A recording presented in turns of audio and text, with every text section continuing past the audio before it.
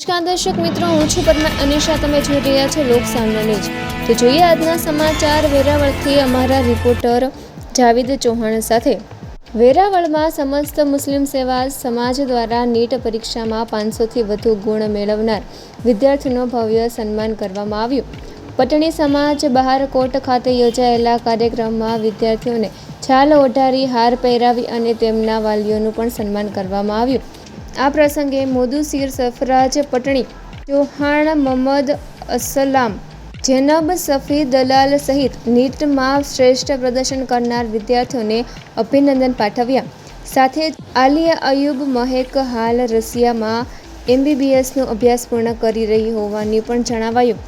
સમસ્ત મુસ્લિમ સેવા સમાજના પ્રમુખ અફજલ પંચાએ વિદ્યાર્થીઓને પ્રેરણાદાયી સંદેશ આપતા કહ્યું કે સાત દરિયે પાર પણ દીકરીને ભણવા મોકલવી જોઈએ, કારણ કે આજની દીકરી દીકરા બરાબર છે.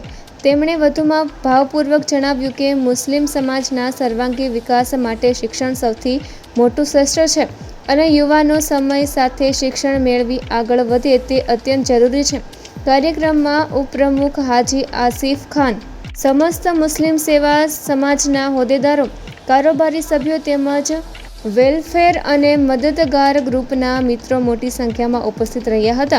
તો ફરી મળીશું એક નવા સમાચાર સાથે. ત્યાં સુધી જોતા રહો લોક સામના ન્યૂઝ.